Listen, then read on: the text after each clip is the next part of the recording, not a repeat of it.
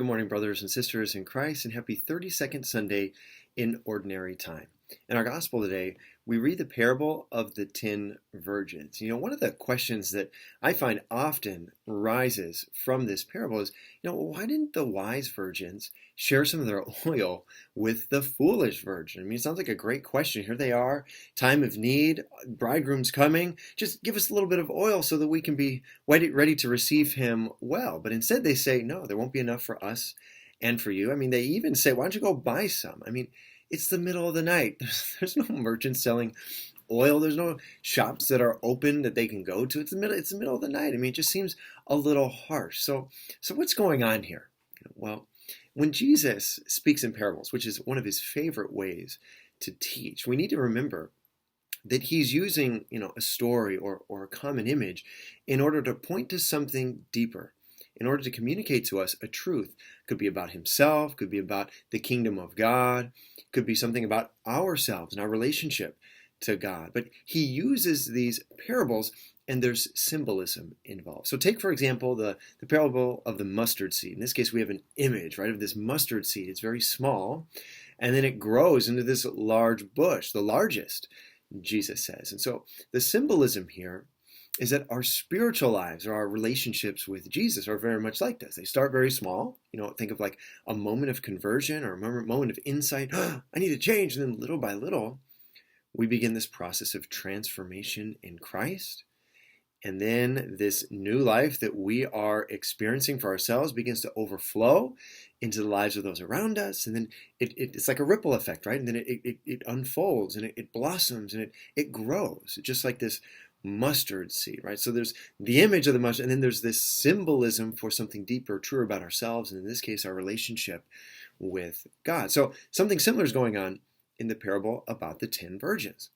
So Jesus is giving us this parable in order to communicate this idea. We need to be ready for the coming of the Lord. Whenever that might be, we need to be ready to meet him. And so the 10 virgins represent humanity. The bridegroom represents Christ and his coming. We don't know the day or the hour that he is to come in his glory. So we need to be ready. We need to have our lamps lit. And so the lit lamps, this is a symbol for the light of faith that each of us is called to have. And if we're full of this light of the faith in our Lord when he comes and we'll be ready, well, the fuel, how do we keep this faith alive? Works of charity, right? Love. And so to the extent that we love, will we be full of this faith, and therefore we'll be ready when Jesus comes. At least this is how the fathers of the church see it, especially St. Augustine. And so with that symbolism in mind, now we go back to that question. Well, why didn't they share their oil with the foolish virgins? Well, the simple answer is that, they can't. Because, what is the oil really? What is Jesus really talking? He's talking about love. He's talking about acts of charity.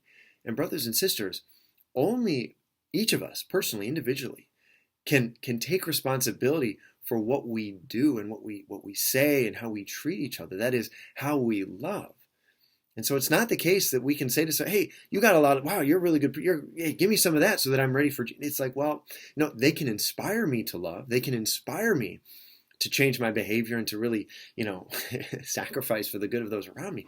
But at the end of the day, only I can love for myself in my relationships with those I meet. There's a personal character to salvation.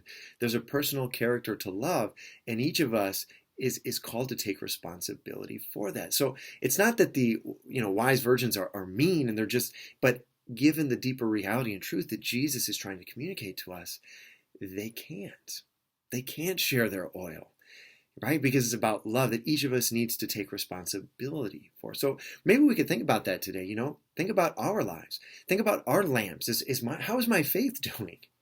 Is it strong? How is my love? Am I loving those around me or not? Right? Or am I kind of basing my faith on maybe the faith of someone else, like mom or dad or someone else? No, each of us has to take responsibility for the faith that we profess. We need to make it a lived reality. So one suggestion as to how we can do that, especially in these times in which we live, pandemic, elections, just general stress and everything. We're moving to Thanksgiving, the holiday season. So one way we can really love, and once again, the whole point of the fuel, right? The love is to give light to faith so that we're ready when Christ comes, is taking time to listen to those around us. You might sound like, what? That's an act of love. Tremendously so. It is so easy to just dismiss people, to not even listen to them, to judge them because, well, he looks this way, she thinks this way, therefore, irrelevant, dismissed. It's a real act of charity to stop because we're so busy. Stop. Look your wife in the eyes. Listen to her. Talk to her. Look your husband in the eyes. You might have to prod it out of him a little bit, but how are you doing? Share with what's going on. You listen. No agenda, right? You're just listening, you're receiving. And then hopefully that can give birth to a beautiful conversation that's deeper, that you can greater mutual understanding. We stop just yelling, right? Little bombs we're throwing at each other all the time. Maybe your children.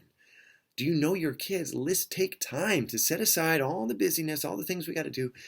Listen to each other. This is a beautiful act of charity. I really think this is going to help us be full of faith, deeper faith in our Lord. And we're going to learn so much about ourselves and about those around us. We're going to truly love. Okay, just a suggestion. Anyway, we go to Mary. Mother Mary, help us.